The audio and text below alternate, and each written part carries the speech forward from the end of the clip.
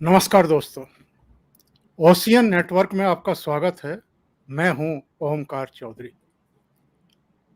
पिछले करीब 24 घंटे में 48 घंटे में जो कुछ घटनाएं हुई हैं, उसको लेकर के पूरे देश में ही एक तीखी बहस शुरू हो गई है। और ये मसला केवल देश के भीतर तक सीमित रह नहीं गया है। खास तौर से गल्फ कंट्रीज, कम से कम 4 के तो हमने तेवर देख ही लिए हैं। और जिस तरीके से एक के बाद एक वहाँ की कंट्रीज अब भारत पर हमलावर होती हुई दिखाई दे रही हैं, ये अपने आप में चौंकाने वाली हरकत है उनकी। और इसी का एक्चुअल में आशंका भी थी कि इस तरह की हरकतें शुरू होंगी। और ये एक अंतर्राष्ट्रीय साजिश है। पिछले कुछ दिनों से हम देख रहे हैं, ओआईसी से संबंधित जो देश हैं, उनके भी क्या तेवर थे, जो कभी बोलते नहीं थे, कश्मीर को लेकर के चुप्पी साधे रहते थे। पाकिस्तान की जो साजिशें रहती हैं अंतर्राष्ट्रीय स्तर पर भारत को नीचा दिखाने की, वो भी कहीं ना कहीं इसमें इन्वॉल्व हैं। और एक बहाना उनको मिल गया, और वो बहाना भी किसी और ने नहीं दिया है, हमने ही उनको दे दिया है अपनी कमजोरी प्रदर्शित करके। अगर हम काउंटर क्वेश्चन करना शुरू करते तो शायद वो बैकफुट पर आ जाते।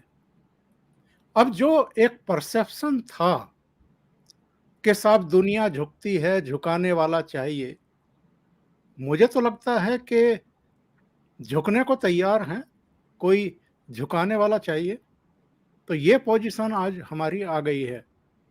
और जिस तरीके से नुपुर शर्मा को निलंबित किया गया है 6 साल के लिए, और जो लेटर जारी किया है भारतीय जनता पार्टी की तरफ से, ना वो लेटर जारी करने की कोई आवश्यकता थी और ना ही इतना कड़ा एक्शन लेने की आवश्यकता थी।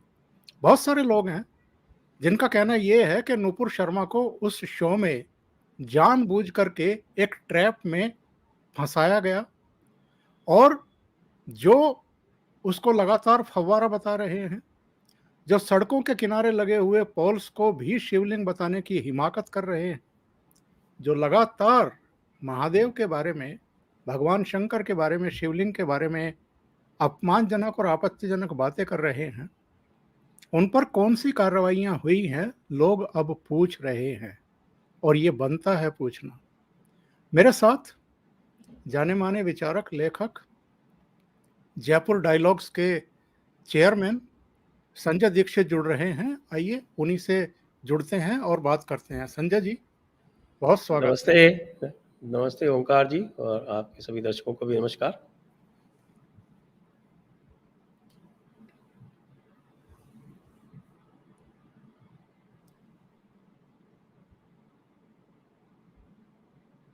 और अब ये नया प्रकरण, लगातार कमजोरी प्रदर्शित कर रहे हैं मोदी जी। हो क्या गया है इन लोगों को?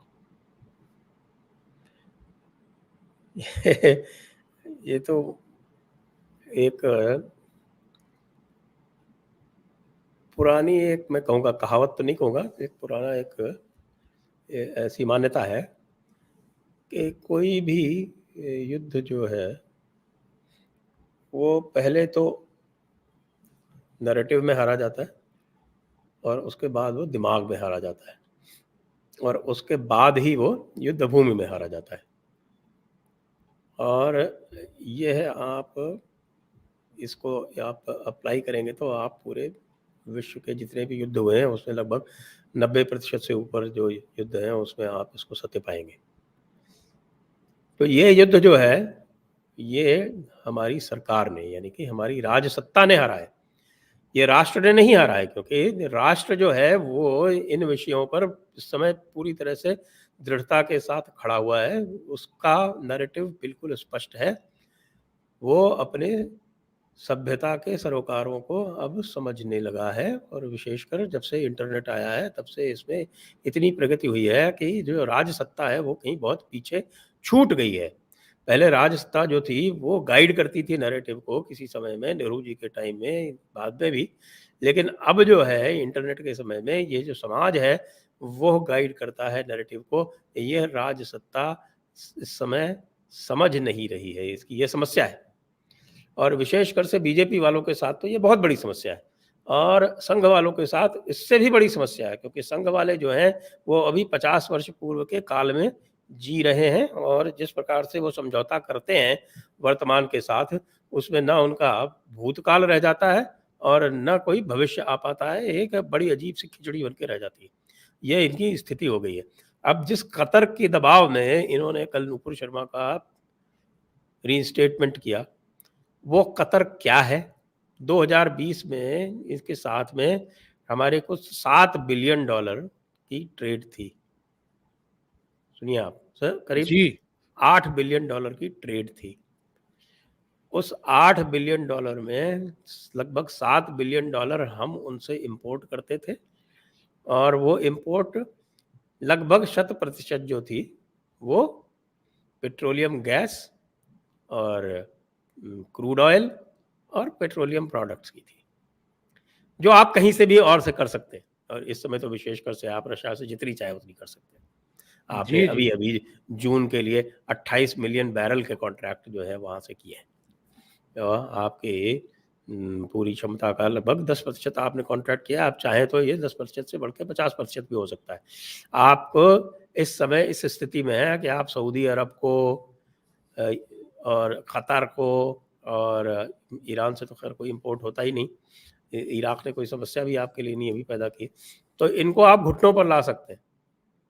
ये इस समय आप स्थिति में हैं, लेकिन नहीं, आप क्या करते हैं, कतर जो है उसके यहाँ का खाना-पीना बंद हो जाए, यदि आपकी एक्सपोर्ट वहाँ की बंद हो जाए। आपकी एक्सपोर्ट है भी नहीं वहाँ ज़्यादा। $1 बिलियन की एक्सपोर्ट है, जिसमें सबसे बड़ा प्रोडक्ट जो है वो है चावल। जी, जी। चावल और गोल्ड ज्वेलरी, ये आपके वहाँ के लिए एक्सपोर्ट्स हैं, वो भी $1 बिलियन। जो देश $400 बिलियन के गुड्स एक्सपोर्ट करता हो, उसके लिए ये क्या है? लेकिन इसके पीछे कुछ और है, इसके पीछे ये जो सारी बातें कही जा रही हैं वो कुछ और हैं। और मुझे लग रहा है कि इसमें कहीं न कहीं कुछ इस प्रकार के लोगों के वेस्टेड इंटरेस्ट्स हैं, बिज़नेस इंटरेस्ट्स हैं, जिनके कारण ये सब कुछ हो रहा है, और इसके कारण कतर जो है वो भारत को ब्लैकमेल करने में सफल हुआ है। ये पूरी की पूरी तरह ब्लैकमेल है, इसके पीछे जाएँगे तो कहीं न कहीं कोई ब्लैकमेल मिलेगा। वो ब्लैकमेल क्या है? ये है, मुझे लगता है कि हम कुछ और अन्वेषण करेंगे कुछ दिनों तक, तो हम वहाँ तक भी पहुँच जाएँगे। बिल्कुल तो सही ये बात है। जो हमारी मिडल ईस्ट की जो तथाकथित विदेश नीति हमने अभी देखी है, उसका मेरे हिसाब से लब्बो-लुभाव या उसका जो सार है, वो यह है। एक सवाल ये पूछा जा रहा है और लगातार पूछा जा रहा है कि नुपुर शर्मा ने ऐसा कौन-सा अनकहा सच कह दिया, जिसके बारे में लोग जानते नहीं थे। मैंने अभी आपको एक लिंक भेजा था, वो मैं दर्शकों से भी शेयर कर लेता हूँ। ये sunnah.com करके है, और थोड़ा-सा और इसको एनलार्ज कर लें, तो ये सामने आ जाता है। इस पर भी वही बातें लिखी हुई हैं, जो नुपुर शर्मा ने उस दिन बहस में कही थी। और ये भी अगर हम छोड़ दें, तो एक वीडियो ज़रा सुन लेते हैं, उसके बाद फिर आगे बढ़ाते हैं। Assalamu alaikum. Walaikum assalam wa rahmatullahi wa barakatuh. A few days before, there was an article on 10th of May in Hindustan Times with regards to Hazrat Aisha was 19, not 9. Can you just throw some light on that? Sisters asked a question that there was an article that came in Times of India, Hazrat Aisha, may Allah be pleased with her. Her age was 19 and not 9 when she got married. Can I throw some light on that? If you read the hadith in Bukhari which says that Hazrat Aisha, may Allah be pleased with her, she was married to the Prophet at the age of 6 and the marriage was consummated at the age of 9. Now there are many so-called modern scholars who feel that it's not possible. That is the reason they try and justify. And they say that actually the statement is 19 because in Arabic we add an ashra. So this is ashra, the 10 is missing. We said 10, 9 for 19. So the 10 is missing, therefore it sounds to be 9. Actually it should be 19. This is the assumption. But what we believe that after the Quran, alhamdulillah, is the saying of the Prophet Muhammad, and we have to check whether the hadith is sahih or not. And we realize that this hadith of Sahih Bukhari, and alhamdulillah, it's authentic hadith. अब बताइए साहब कि नुपुर शर्मा ने ऐसा कौन सा गुनाह कर दिया था, ऐसा कौन सा अनकहा सच बता दिया था जो पहले से पब्लिक डोमेन में नहीं है।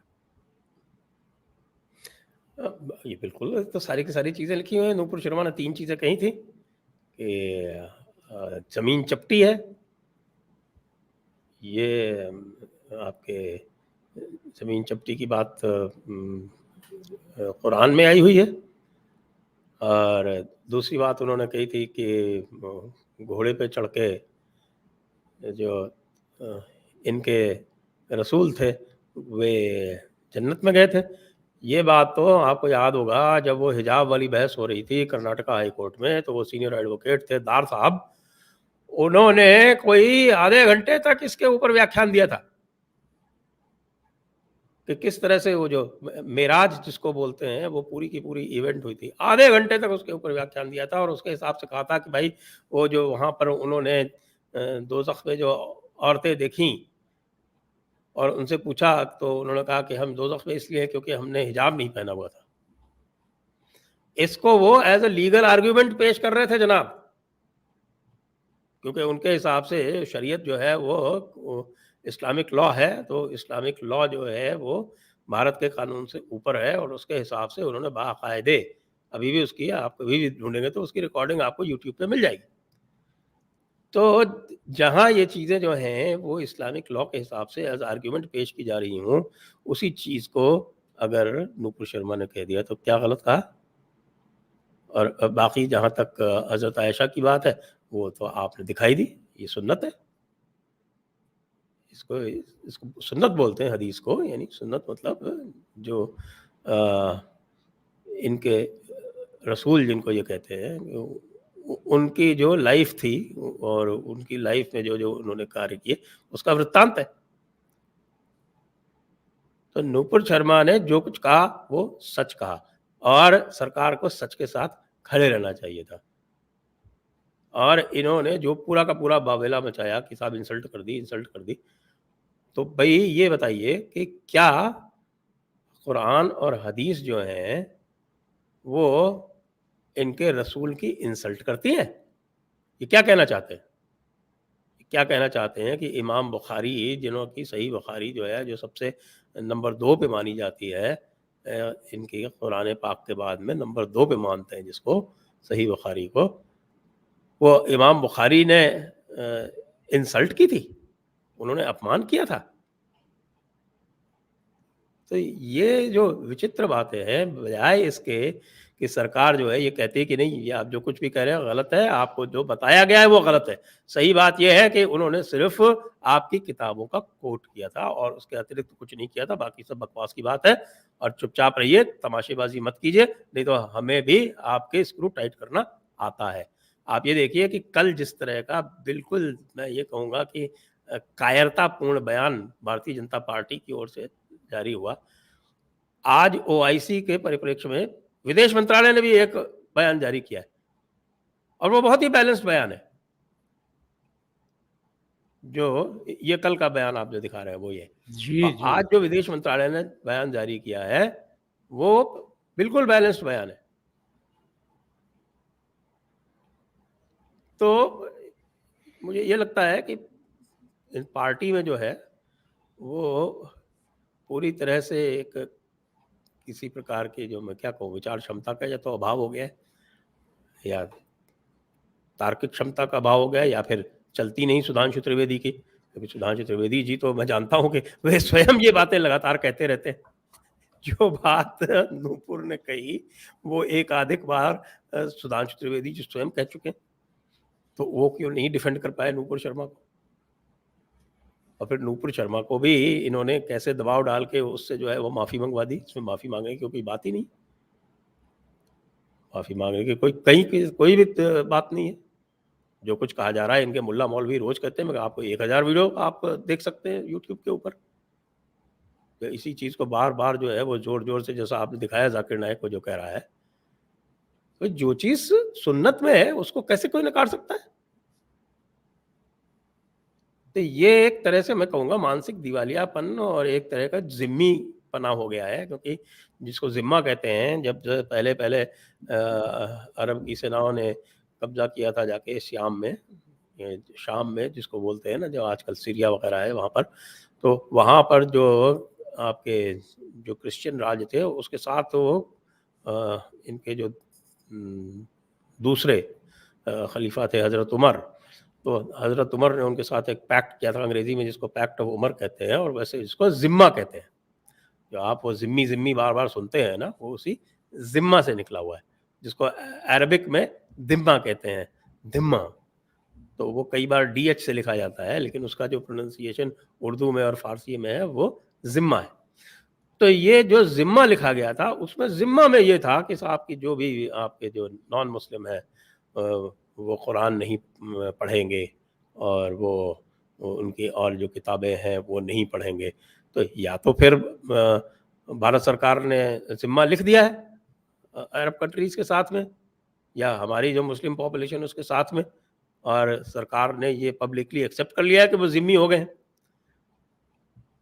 अन्यथा जो आपके संविधान में ये लिखा हुआ है कि आपका जो फ्रीडम ऑफ रिलीजन है, वो उसकी कंडीशन है 3, और उसकी कंडीशन है morality, health, law and order, और उसके अतिरिक्त ये भी लिखा हुआ है कि किसी भी रिलीजन से एसोसिएटेड जो भी सेक्युलर एस्पेक्ट्स हैं उसके ऊपर कानून बनाने का राज्य को अधिकार है। तो आप अपने संविधान के विरुद्ध ही जा रहे हैं। फिर उसमें एक और चीज़ लिखते हैं कि साहब कि क्या हम किसी को भी परमिट नहीं करेंगे किसी भी दूसरे रिलीजन को इंसल्ट करने के लिए। तो इसका अर्थ क्या है? इसका अर्थ तो ये हुआ कि एक कुरान और बाइबल और शरीयत की किताबें, इनमें तो गैर मुस्लिमों के प्रति एक घृणा आप पल-पल पर देख सकते हैं। हेट आप जगह-जगह देख सकते हैं। वे आपको अपनी बराबर नहीं मानते, वे आपको घृणित मानते हैं, वे आपको वाजिबुल कत्ल मानते हैं, वे आपको नरक के योग्य मानते हैं। वो सब किताबों में लिखा हुआ है। क्या आप जो आपने उत्तर दिया है अरब कंट्रीज़ को, जो आपने प्रेस रिलीज़ जारी की है, क्या अब आप उनके ऊपर पाबंदी लगाएँगे? कि फ्रीडम ऑफ रिलीजन के नाम पर ये किताबों में जो सारी की सारी हिंदू धर्म के प्रति घृणा छुपी हुई है, घृणा छुपी क्या हुई है, स्पष्ट रूप से बोली जाती है। वो जो घृणा है, उसके ऊपर क्या आप पाबंदी लगाने का निश्चय करते हैं? निश्चय तो छोड़िए, इनको तो पता ही नहीं होगा कि ऐसी चीज़ें हैं उसके अंदर। इन्होंने तो बस बोल दिया अपने सेक्युलरिज़्म की जो ज़िम्मीपना है उसके अंदर। अत्यंत निराशाजनक तो क्या कहूँ, तो कहूँगा कि जिसको अंग्रेज़ी में पैथेटिक बोलते हैं। बिल्कुल बेचारगी से ओत-प्रोत एक मूर्खतापूर्ण एक वक्तव्य। ये बहुत सारे लोग हैं जो समझना चाहते हैं। मैं भी एक राजनीति का भी विद्यार्थी हूँ। मुझे भी ये समझ नहीं आ रहा है कि आप बिल्कुल सही हैं। सीएए पर भी आप सही थे। 3 कृषि कानूनों पर भी आप सही थे। ज्ञानवापी मसले पर भी आप बिल्कुल सही हैं। कोई गलत बात नहीं हो रही है। कोर्ट के ज़रिए हो रहा है जो भी कुछ हो रहा है। फिर ये घुटने क्यों टेकते हैं बार-बार? कमज़ोरी क्यों प्रदर्शित करते हैं? जो देश में, समाज में इस तरह के बार-बार हालात क्रिएट करने की कोशिश कर रहे हैं, अराजकता पैदा करने की कोशिश कर रहे हैं, देश को अंतर्राष्ट्रीय स्तर पर बदनाम करने की चेष्टा कर रहे हैं, उनको ठीक तरीके से उनको दमित क्यों नहीं किया जा रहा है? उनको कानून के शिकंजे में क्यों नहीं कसा जा रहा है? उन पर ठीक से कार्रवाई क्यों नहीं की जा रही है? ये संभवतः राज करना भूल गए हैं। और वैसे तो बात करते हैं चाणक्य की, और चाणक्य का फोटो भी रखते हैं कुछ लोग अपने पीछे। लेकिन जो चाणक्य नीति थी वो क्या थी? चाणक्य नीति क्या थी कि राज्य जो है वह 4 आधारों पर चलता है। 4 आधार बताए थे उन्होंने, अन्वीक्षा, अन्वीक्षा, त्रयी, वार्ता और दंड नीति। अन्वीक्षा का मतलब एक तर्क आधारित, एक रिसर्च बेस्ड, एक विश्लेषण के आधार पर राज्य का चलन होगा। एक दूसरा त्रयी, त्रयी का मतलब हुआ वेद, यानी ज्ञान के आधार पर। और तीसरा वार्ता, मतलब वार्ता यहाँ पर जो है उसका अर्थ व्यापार से है। जी, जी। तीसरा व्यापार, और चौथा जो उन्होंने कहा था दंड नीति। तो इसमें जो है दंड नीति तो ये पूरी तरह से भूल गए हैं। और वो दंड नीति जो है वो जो अपराध करता है उसके ऊपर दंड नीति न लागू करके कोई भी, विशेषकर यदि हिंदू धारा को या सनातन धर्म को आगे बढ़ाने का प्रयास करता है तो उसको अपने कंपेटिटर के रूप में देखते हैं, और उसके साथ जो है वो दंड नीति का एक अन्यथा प्रयोग कर लेते हैं। जैसे आपने देखा यति नरसिंहानंद और जितेंद्रायण त्यागी के साथ हुआ, या बिल्कुल। जैसे अभी जो है लेटेस्ट, आपको जानकर आश्चर्य होगा, आपके दर्शकों को भी जानकर आश्चर्य होगा कि अभी जो है ये हरिशंकर जैन और विष्णु जैन को दबाने का प्रयास कर रहे हैं कि किसी तरह से कभी मान लीजिए काशी का कोई जो है क्रेडिट उनको ना मिल जाए कहीं धोखे से। तो ये जो है ये क्रेडिट खोर लोग हो गए हैं कि इनको हर चीज़ में क्रेडिट चाहिए, कुछ भी हो रहा हो दुनिया में उसका क्रेडिट इनको मिलना चाहिए, और डिस्क्रेडिट सारा का सारा दूसरों को मिलना चाहिए। तो इसलिए ये दंड नीति तो भूल गए हैं, और जिनको दंड मिलना चाहिए उनको तो ये दंड देते नहीं है। ये दंड नीति का जो अभाव है वही आपने शाहीन बाग में देखा, वही आपने 26 जनवरी को देखा, वही आपने पश्चिम बंगाल में देखा, वही आपने सीएए को जो आज तक उसको लागू नहीं किया गया उसमें देखा, आप उसी को आपने कृषि कानून के वापस लेने में देखा, और अब आप उसको नूपुर शर्मा के निलंबन में देख सकते हैं। तो दंड नीति का जो परित्याग इन्होंने कर दिया है, इससे ये स्पष्ट हो गया कि ये राज्य सत्ता जो है, ये राज सत्ता जो है, ये अब चल नहीं रही, ये रेंग रही है। ये 4 में से वार्ता यानी जो व्यापार है उसके अतिरिक्त ना तो यह ज्ञान पर आधारित है, न दंड नीति पर आधारित है, और विश्लेषण कितना करते हैं तो हमें तो दिख नहीं रहा, क्योंकि यदि सही विश्लेषण भी करते होते तो भी कुछ न कुछ सही निर्णय तो ले लेते। कम से कम इंटरनल सिक्योरिटी के फ्रंट पर तो ये पूरी तरह से फेल है। मैंने कल एक शो किया था संजय जी, और मैंने उसमें अपने दर्शकों को ये बताया था कि 1975 में इंदिरा गांधी ने इमरजेंसी लगाई, और शायद ये इमरजेंसी और चलती, इतनी जल्दी खत्म नहीं करती वो, अगर पश्चिम के अखबार नेहरूज डॉटर कह करके ये ना कहते कि नेहरू की बेटी जो है वो भारत में लोकतंत्र की हत्या कर रही है। तो ये जो पश्चिम का एक भय इनके सिरों पर भूत बन करके चस्पा होता है, कहीं ऐसा तो नहीं है कि वही अब मोदी जी को भी दिग्भ्रमित कर रहा हो? मैंने एक लिस्ट भी पढ़ करके बताई थी अपने दर्शकों को कि सऊदी अरब ने 2016 में इनको अपना सर्वोच्च सम्मान दिया, 2016 में ही अफगानिस्तान ने भी दिया, फिलिस्तीन ने 2018 में दिया, 2019 में यूएई ने दिया, 2019 में ही रूस ने दिया, और कई कंट्रीज के नाम है, मालदीव है, बहरीन है, अमेरिका ने भी अपना सर्वोच्च सैन्य सम्मान दिया। तो ये जो एक दिमाग में बैठ जाता है कि ये नाराज ना हो जाए, वो नाराज ना हो जाए, कहीं ये भी आपको वो स्वतंत्र विदेश नीति जिसका ढिंढोरा लगातार पीटता आ रहा है, और अभी 2-3 दिन पहले जयशंकर साहब ने भी वहाँ यूरोप के देशों को आईना दिखाया है और जयशंकर की प्रशंसा भी हो रही है कि वो खुल करके बोलते हैं। लेकिन इस तरह के जो फैसले हैं, ये आपके सारे किए कराए पर पानी नहीं फेर रहे हैं? पूरी तरह से पानी फेरे हैं जी। जयशंकर जी ने जो यूनाइटेड स्टेट्स में जाके जिस तरह से उन्होंने अपने खुले रूप से अपनी बात रखी और उनको खरी-खरी सुनाई, और जाके यूरोप में भी ये कहा कि ये यूरोसेंट्रिज्म का ज़माना गया। हमारी विदेश नीति जो है वो हमारे हिसाब से होगी, यूरोप के हिसाब से नहीं होगी।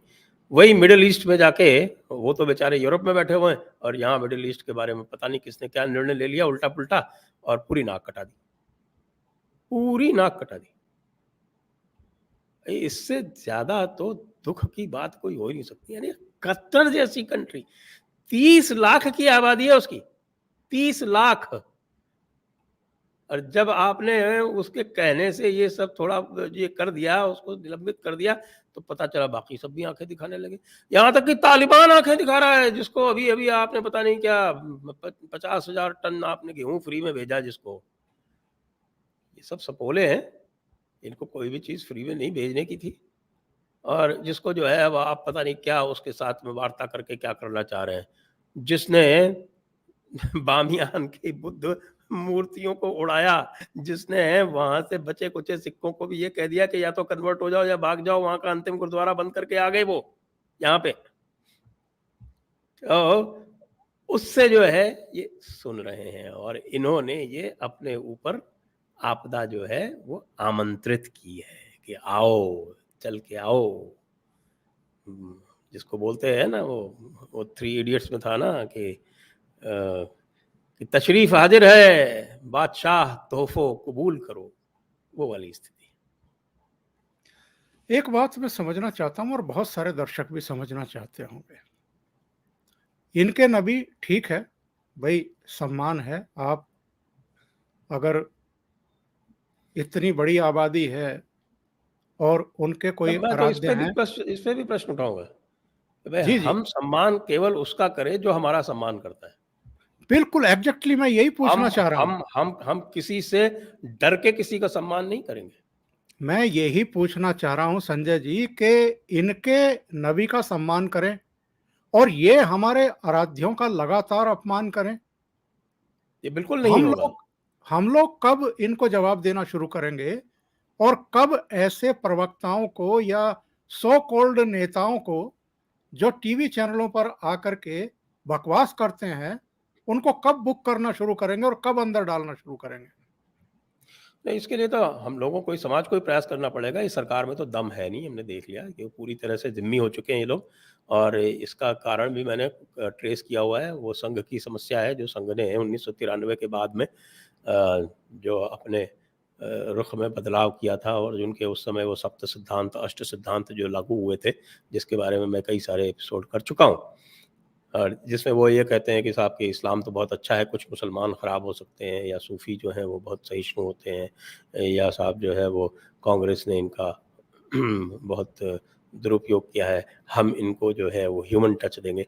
तो ये जो सारी जो ये मूर्खताएँ इन्होंने लागू की हैं उस समय, सर्वधर्म समभाव वाली, एक सर्व समादर मंच बनाया था उसके अंतर्गत, वो उसकी जो विकृतियाँ हैं वो हमको स्पष्ट दिखाई पड़ रही हैं। और चूँकि कोई थिंकर नहीं है, रज्जू भैया के जाने के बाद से जो आपके बाद की जो इनकी जो शीर्ष नेतृत्व है, वो इसी प्रकार का है। अब आप देख लीजिए मोहन भागवत जी किस तरह की बातें करते हैं अजीबो-गरीब।